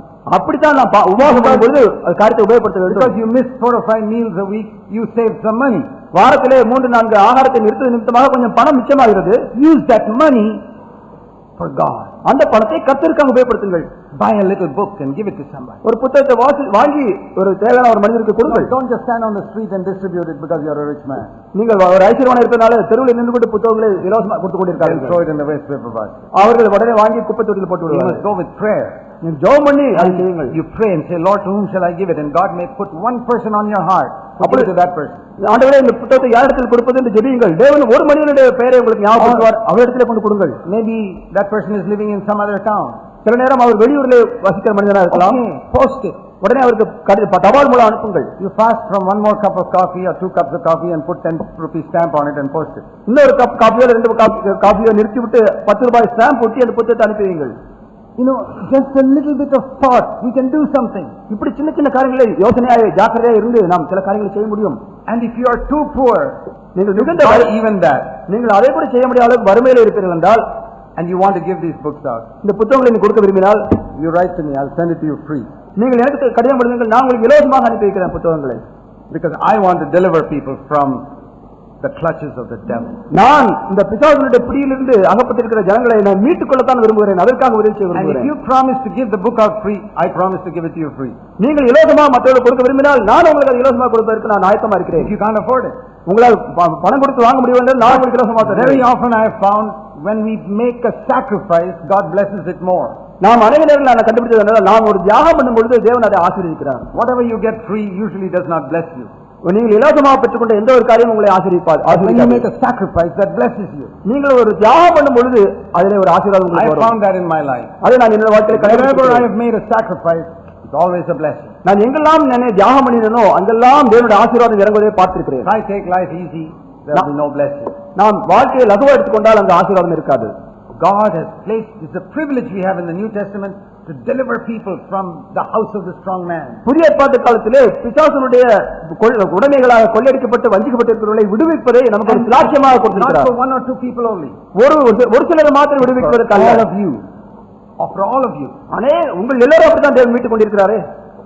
All those things pictured in the Old Testament. இவைகளெல்லாம் பழைய ஏற்பாட்டிலே நிழலாட்டமாக காணப்படுகிறது. அதெல்லாம் ஒரு நிழலை போல இருக்கிறது. Just like God said, you can be very rich, He told Israel. இஸ்ரவேல் ஜனங்களை பார்த்து நீங்கள் பெரிய ஐஸ்வர்யவான்களாக இருப்பீர்கள். Today spiritually, I can be very rich. ஆவிக்குரியதிலே இந்த நாளிலே மிகுந்த ஐஸ்வர்யவானாக நான் இருக்க முடியும். Shall I tell you how to become very rich? ஐஸ்வர்யவானாக ஆவிக்குரியதிலே எப்படி மாற முடியும்? ஆவிக்குரிய வாழ்க்கையில எப்படி ஐஸ்வர்யவானாக மாறுவது? Ephesians chapter 1.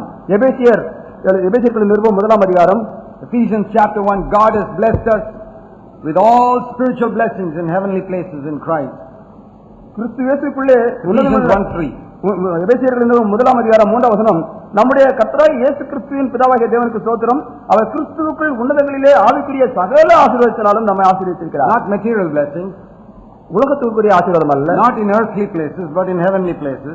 பூமி கருத்து காரியங்கள் அல்ல, உன்னதங்களில் உள்ள கிறிஸ்துவுக்குள்ள ஆசீர்வாதங்கள். This is the difference between New Testament and Deuteronomy 28 in the Old Testament. இதுதான் புதிய ஏற்பாட்டுக்கும் பழைய ஏற்பாட்டில் உள்ள உபாகம் 28 அதிகாரத்தில் உள்ள ஆசீர்வாதத்துக்கும் வித்தியாசம். That was the shadow, this is the real thing. அது பழைய ஏற்பாட்டில் உள்ள நிழல், புதிய ஏற்பாட்டில் உள்ளது நிஜம். Now what do you want? Do you want the shadow or do you want the real thing? உங்களுக்கு நிஜம் வேண்டுமா அல்லது நிழல் வேண்டுமா?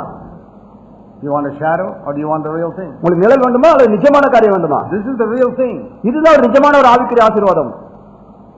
That is only a shadow. பழைய ஏற்பாட்டில் உள்ளது ஒரு நிழல் மாத்திரம்தான். Earthly riches are a shadow of spiritual riches God wants to give us. ஆவிக்குரிய உலகப்படியான ஆசீர்வாதம் ஒரு நிழலாக இருந்து அந்த நிழலாக காணப்படுகிற உண்மையான ஆவிக்குரிய ஆசீர்வாதத்தை தேவன் உங்களுக்கு புதிய ஏற்பாட்டு காலத்தில் கொடுக்க விரும்புகிறார்.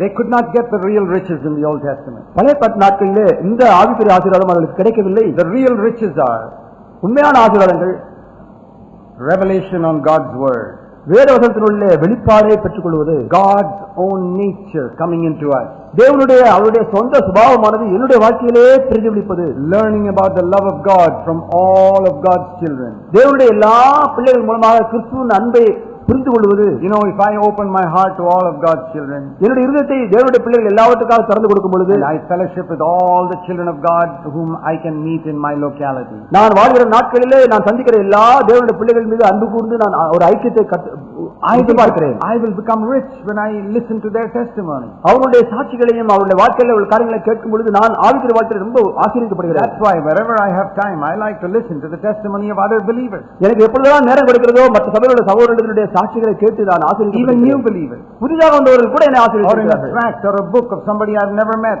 நான் இதுவரை சந்திக்காத மனிதனுடைய அவருடைய சாட்சியை குறித்த டிராக்டோ புத்தகம் கூட என்னை that ஆசீர்வதிக்கிறார்கள். makes me rich. அது என்னை ஆவிக்குரிய ஐஸ்வர்யமாக God மாற்றுகிறது. wants me to be very rich spiritually. இப்படி ஆவிக்குரிய வாழ்க்கையில நம்ம அதிக ஐஸ்வர்யவானாக God wants you to be விரும்புகிறார். very rich spiritually also. நீங்களும் கூட அப்படியே ஐஸ்வர்யவான்களா மாற வேண்டும் என்று தேவன் விரும்புகிறார். When you become rich, நீங்கள் ஐஸ்வர்யவானாக மாறும் பொழுது bless other people. நீங்கள் மற்றவர்களை ஆசீர்வதிக்க முடியும். Have you heard these stories in the old times? Even in Tamil Nadu and other places, there used to be kings. They'll go on their elephants on the birthday. நூற்றுக்கணக்கான ஆண்டுகளுக்கு முன்பாக தமிழ்நாட்டிலும் கூட இந்தியாவிலும் கூட அநேக ராஜாக்கள் ஐஸ்வர்யவான்களா இருந்து யானை மீது பவனி வருவார்கள். And on the elephants they will travel and they'll throw gold coins here and there. அவர் யானையில இருந்து கொண்டு பவனி வரும் பொழுது ஜனங்களை பார்த்து தங்க நாணயங்களை எடுத்து அப்படியே வீசுவார்கள். And there'll be huge crowds on the roads. தெருவில பெரிய கூட்டம் பின்னாலே போய் கொண்டிருக்கும். Not necessarily because they love the king, but because they want to collect the gold coins. அவர் ராஜாவை நேசிப்பதனாலே பின்னால் போவதில்லை, ராஜா போடுகிறார் தங்க காசுகளை பறக்குவதற்காக ஜனங்கள் செல்வார்கள். That is wonderful. எவ்வளவு மகிமையான ஒரு வாழ்க்கை. Nowadays nobody does that. இந்த நாட்டில் அப்படி யாரும் செய்வதில்லை. Nobody travels and throws gold coins here and there. இந்த நாட்டில் யாரும் ஜனங்கள் இப்படி பிரயாணப்பட்டு தங்கள் தங்க நாணயங்களை Those kings were so rich. அந்த ராஜாக்கள் மிகுந்த ஐஸ்வர்யவான்கள் இருந்தார்கள். Gold coins here and there. அவர்கள் இங்கும் அங்குமாக தங்க நாணயங்களை வீசிக் கொண்டிருந்தார்கள். That's a picture of how we can live the Christian life. இந்த நாளில் நாம் வாழ்கிற கிறிஸ்தவ வாழ்க்கையுடைய படமாக அதை கற்பனை பண்ணி பாருங்கள். ஆவிக்குரிய ரீதியிலே நீங்க பார்த்தால், go through this world, இந்த உலகத்தின் வழியா நான் கடந்து போகும்போது I can throw these spiritual riches. இந்த ஆவிக்குரிய ஆசீர்வாதங்களை நான் அப்படி தங்க நாணயத்தை போல you can do that. You can do that. நீங்கள் அதை செய்யலாமே. You can do that to the sisters and brothers whom you meet. நீங்கள் சந்திக்கிற சகோதர சகோதரிகளை நீங்கள் பார்க்கும்போது அப்படியே நீங்க You ஆசீர்வதிக்கலாம். can share with them something much more than gold coins. தங்கத்தை காட்டில் விலையேற்பட்ட உங்களுடைய ஆவிக்குரிய அனுபவங்களை அவர்களோடு பகிர்ந்து கொள்ளலாமே. That is a privilege we have. அது நமக்கு கொடுக்கப்பட்ட பெரிய சாட்சியம். The Old Testament, Deuteronomy 28 was only a shadow. பழைய பாட்டிலே உபாகம் 28 அதிகாரம் ஒரு நிழல் மாத்திரம் Now தான். is the reality. இன்று நாம் வாழ்கிறது ஒரு நிஜமான ஒரு வாழ்க்கை. In the Old Testament, they could not understand this suffering. பழைய பாட்டிலே பாடுகளை குறித்து அவர்களுக்கு அறிவு கிடையாது. Now let me explain to you what the suffering is through which we become rich. அந்த பாடுகள் வழியாக நாம் ஐஸ்வர்யவான்களா மாறுகிறோமே, அந்த பாடுகளை குறித்து நான் விளக்கி சொல்கிறேன். Whenever I am tempted, நான் சோதிக்கப்படும் பொழுதெல்லாம், please understand this very clearly. இதை தெளிவாக புரிந்து கொள்ளுங்கள். All of us are tempted every day. ஒவ்வொருவரும் ஒவ்வொரு நாளும் சோதிக்கப்பட்டு கொண்டே இருக்கிறோம். Whenever I am tempted, நாம் எப்பொழுதெல்லாம் சோதிக்கப்படுகிறோம், I have two ways in front of me. எனக்கு முன்பாக இரண்டு வழிகள் காணப்படுகிறது. One is the way of pleasure and the other is the way of suffering. ஒன்று சந்தோஷத்தை அனுபவிக்கிற ஒரு வழி, இன்னொன்று பாடுகளை அனுபவிக்கிற வழி. every temptation. ஒவ்வொரு சோதனையும் இந்த ரெண்டு வழியையும் காண்பிக்கிறது. I'll explain to you. நான் விளக்கி சொல்கிறேன். When somebody gets angry with you and shouts at you and calls you all types of bad names. ஒருவர் உங்களை பார்த்து கோபப்பட்டு அர்த்தமான வார்த்தைகளை சொல்லி உங்களை திட்டுகிறார் வைத்துக் You கொள்ளுங்கள். have two ways in front of you at that moment. அந்த நேரத்தில் உங்களுக்கு முன்பாக இரண்டு வழிகள் காணப்படுகிறது. One is the way of pleasure. ஒன்று சந்தோஷத்தை கொடுக்கிற வழி. And how do you get pleasure? அப்பொழுது உங்களுக்கு எப்படி சந்தோஷம் வரும்? You get pleasure by telling him back what you think of him. அவரை குறித்து நீங்கள் என்னெல்லாம் நினைக்கிறீர்களோ அதை அசிங்கமாக நீங்கள் திட்டும் பொழுது உங்களுக்கு சந்தோஷம் கிடைக்கிறது. And sometimes people do that. சில நேரம் பேசுகிறார்கள். You think like that about me, is it? என்னை குறித்து இப்படியே நினைக்கிறையா அப்படின்னு சொல்லி I'll tell you what I think about you. நான் உன்னை குறித்து என்ன நினைக்கிறேன் நான் சொல்கிறேன் சொல்லி And after 5 minutes of telling you, 5 நிமிஷம் உங்களை குறித்து சொன்ன உடனே I feel relieved. உங்களுக்கு பெரிய ஒரு இளைப்பாறுதல், பெரிய சந்தோஷம், திருப்தி. Even husband and wife sometimes like that. புருஷன் மனைவி கூட வாக்குவாதம் வரும்போது கூட இப்படிதான் சந்தோஷம் கிடைக்கிறது. They get a relief when they have really shouted and told the other person. மனைவியை பார்த்தோ புருஷனை பார்த்தோ பதிலுக்கு திட்டி முடித்த உடனே ஒரு பெரிய சந்தோஷம். That is the way of pleasure. அது சந்தோஷத்தை கொடுக்கிற வழி. The other way is the way of suffering. அடுத்த பாதை பாடல் வழியா. The way of suffering is where I don't say it. பாடல் வழி நான் எதையும் பேசாதிருப்பது. And I have to suffer. நான் பாடுபட வேண்டும். I put that desire to speak to death. நான் பேச வேண்டும் என்ற ஒரு இச்சை எனக்குள்ள வருகிறது. அதை நான் மரணத்துக்குள்ளாக. The devil says, பிதாவை அப்படி சொல்லுவார், tell him for 1 minute and then confess your sin to God.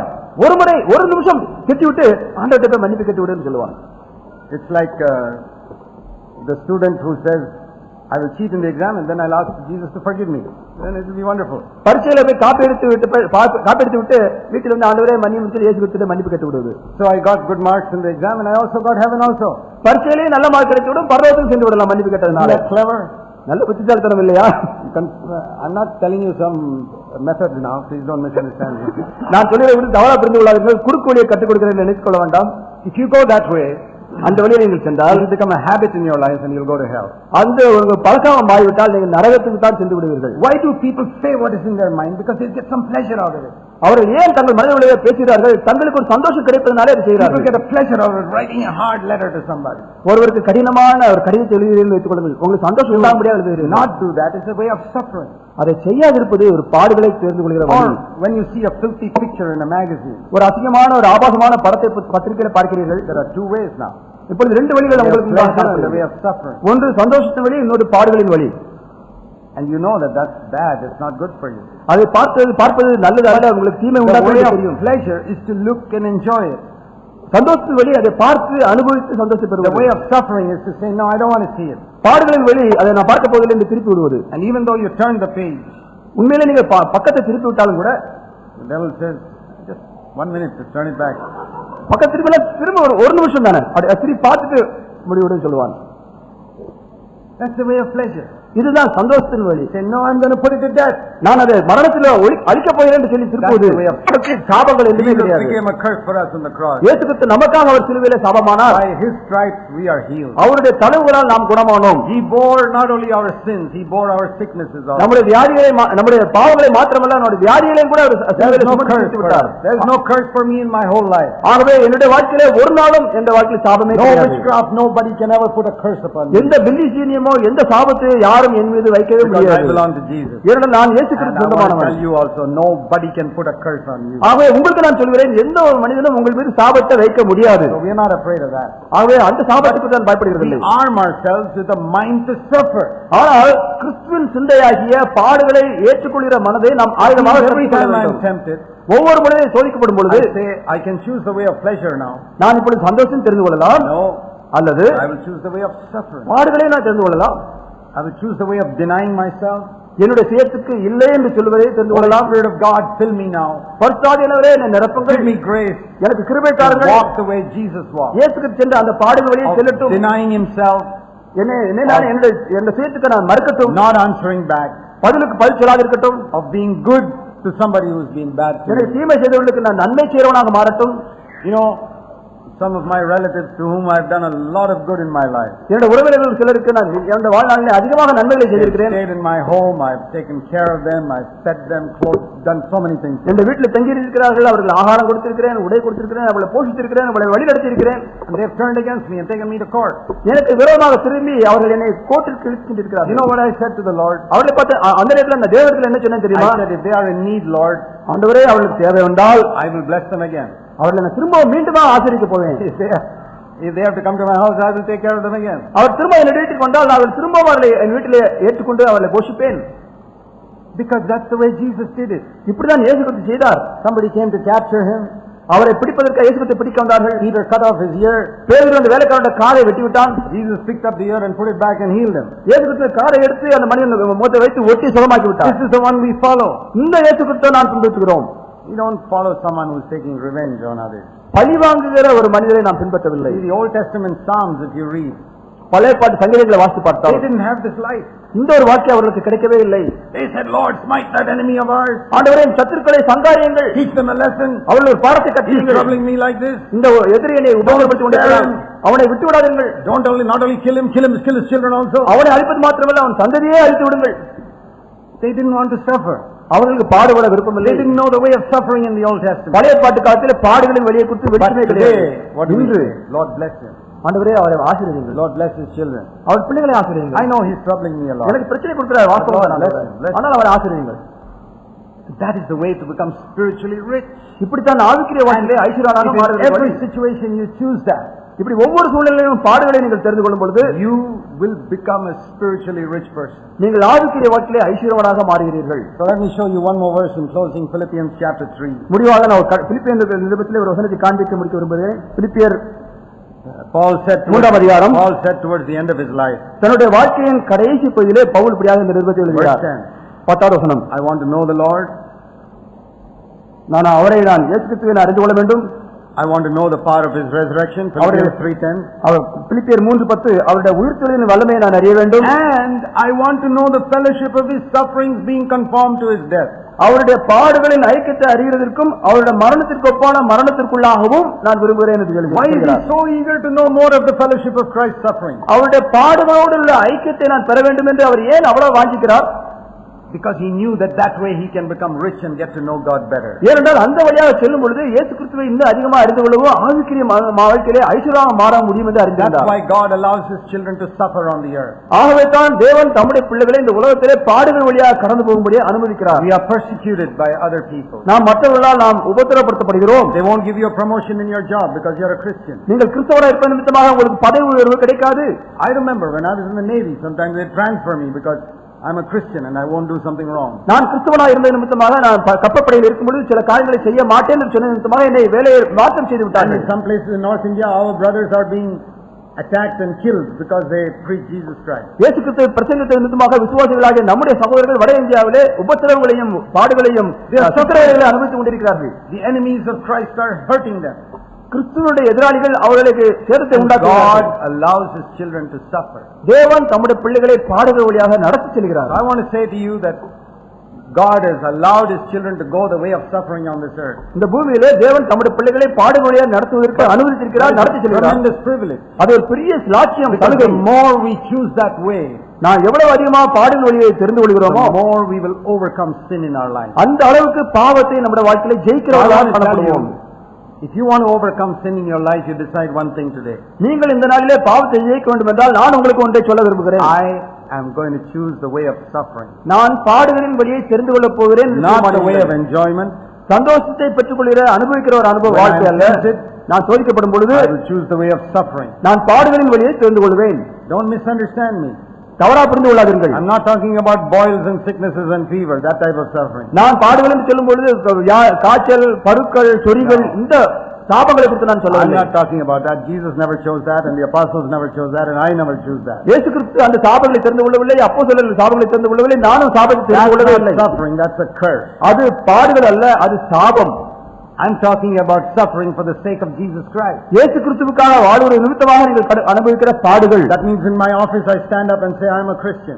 என்னுடைய வேலை பார்க்கும் தளத்திலே நான் கிறிஸ்தவன் என்று சொல்லி சாட்சி சொல்லுகிறேன். I'm sorry sir, I cannot do that wrong thing. நான் கிறிஸ்தவனாக இருப்பது நிமித்தமாக இந்த தவறை நான் செய்ய முடியாது என்று சொல்லுங்கள். Maybe they'll throw me out of my job. உங்கள் வேலையை நீங்கள் இழக்க வேண்டியது வரும். I know one brother who said, sir, I cannot write these false accounts anymore because I become a Christian. நான் ஒரு கிறிஸ்தவனாக மாறின நிமித்தமாக அந்த தவறான ஸ்டேட்மென்ட்டிலே கையெழுத்து போட முடியாது என்று சொன்னார். And he lost his job. அவர் வேலை இழந்து போனார். That is suffering. அது பாடுகள். That's not a curse, that's a blessing. அது சாபம் அல்ல, அது ஒரு ஆசீர்வாதம். Curse is all this boils and sicknesses and all that. அந்த வியாதிகளும் பருக்களும் செறிகளும் வருவது அதுதான் சாபம். But to lose your job because you say I will not do what is wrong. தவறான காரியத்தை நான் செய்ய மாட்டேன்னு சொல்லி நிமித்தமாக வேலை இழப்பீர்கள் என்றால் அது பாடுகள். And now you have to live with less money at home because you are standing up for Christ. இப்ப கிறிஸ்துவ நிமித்தமாக நின்ற நிமித்தமாக உங்களுக்கு குறைந்த வருமானம் தான். அந்த குறைந்த வருமானத்தில் வாழ்வீர்கள். You must be ready for that. அந்த குறைந்த வருமானத்தை வாழ்வதற்கு நீங்கள் ஆயத்தமாக இருக்க வேண்டும். Maybe your teacher in school doesn't give you the proper marks because he sees you're a Christian. நீங்கள் கிறிஸ்தவன் சொல்ல நிமித்தமாக உங்கள் பள்ளிக்கூடத்திலே உங்கள் ஆசிரியர் உங்களுக்கு நல்ல மார்க்கை போடாதே மார்க்கை குறைத்து விட்டால் He never allows you to come first in the class. ஒரு நாள் நீங்கள் கிளாஸ்ல 10 ரேங்க் வாங்க முடியாதபடி மார்க்கை வாத்தியார் குறைத்து போடுகிறார் வைத்துக் கொள்ளுங்கள். Doesn't matter. கவலைப்படாதீர்கள். I know my children used to suffer like that in school. இரண்டு பிள்ளைகள் பள்ளிக்கூடத்தில் அப்படி கஷ்டப்பட்டார்கள். Because the teachers hated me. ஏனால அந்த ஆசிரியர்கள் என்னை வெறுத்ததும் தான் பிள்ளைகளுக்கு மார்க் போடவில்லை. I said okay, பரவாயில்லை, I'm not bothered about that. அந்த மார்க்கை பற்றி நான் கவலைப்படவில்லை. We are here to suffer on this earth. இந்த உலகத்தில் நாம் பாடு அனுபவிக்க முடியாத நம்ம சாட்சியம் பெற்றுக் கொண்டிருக்கிறோமே. We must be willing to suffer for the sake of Christ. கிறிஸ்துவ நிமித்தமாக பாடுபடுவதற்கு நாம் ஆயத்தமுள்ளவர்களாக காணப்பட வேண்டும். Be afraid to suffer and keep quiet about Jesus. நாம் இயேசு கிறிஸ்துவுக்காக பாடுபட ஆயத்தமா இருந்து விட்டு ஆனால் இயேசு கிறிஸ்து பற்றி சொல்லாதபடி மௌனமாக இருக்க முடியாது. To be persecuted for Jesus' sake. இயேசு கிறிஸ்து நாமத்தின் நிமித்தமாக பாடுகளை அனுபவிப்பது நமக்கு கொடுக்கப்பட்ட பெரிய சாட்சியம். Is as much a blessing as everything else that we heard for the last 2 days. கடந்த 2 நாட்களிலே கேட்ட காரியங்களை காட்டிலும் இது பெரிய ஒரு ஆசீர்வாதம் என்று நீங்கள் கண்டுகொள்ளுங்கள். And if you got excited by what you heard last night, நேற்று ராத்திரியிலே கேட்ட அந்த வாக்குத்தத்தங்களை பற்றி கேட்ட உடனே எவ்வளவாக நீங்கள் குதூகலிக்கிறீர்களோ, excited by what you heard this morning, இந்த நாளிலே நீங்கள் அதை கேட்கும்போது உங்களுக்கு குதூகலம் வரவில்லை என்றால், you say, Lord, please open my eyes. ஆண்டவரே என் கண்களை திறங்கள் என்று சொல்லி கேளுங்கள். To see what Paul saw. Pavul பார்த்த அந்த உபத்திரவங்களிலே பாடுகளை கண்டது. He wanted the fellowship of Christ suffering. தன்னுடைய ஆயுசினால் கடைசி வரை கிறிஸ்துவுடைய பாடுகளின் ஐக்கியத்தை அவர் தேடினாரே. That's what made him rich. அதுதான் அவரை ஐஸ்வர்யவானாக மாற்றினது. That will make you rich. அதுதான் உங்களையும் ஐஸ்வர்யவானாக மாற்றும். நாம் ஜெபிப்போம். Heavenly Father, பரலோக பிதாவே, help us to be gripped by these truths. இந்த சத்தியங்களினால நாங்கள் ஈர்க்கப்பட்டு கவர்ந்து கொள்ளப்படட்டும் ஆண்டவரே. Your name can be glorified through our lives. எங்கள் வாழ்க்கையின் மூலமாக உம்முடைய நாமம் மகிமைப்பட வேண்டும் ஆண்டவரே. Pour out your spirit upon us, Lord. உம்முடைய ஆவியை எங்கள் மீது அளவில்லாத ஊற்றும். Lord, give us the grace to be willing to suffer for the name of Jesus. உம்முடைய இயேசு கிறிஸ்து நாமத்தின் நிமித்தமாக பாடுபடுகிற அந்த கிருபையை எங்களுக்கு தாருங்கள். So that we are not attached to the things of earth anymore. அதன் நிமித்தமாக நாங்கள் உலகத்தின் காரியங்களினால் நாங்கள் ஈர்க்கப்பட்டு அழைக்கப்படாதபடி இருக்க பார்த்துக் கொள்ளுங்கள். Our mind can be set on the things above. எங்கள் மனமானது ஆவிக்குரிய உன்னதமுள்ள காரியங்களிலே இணைக்கப்படட்டும். இயேசு கிறிஸ்து நாமத்தில் ஜெபிக்கிறோம் பிதாவே. ஆமென்.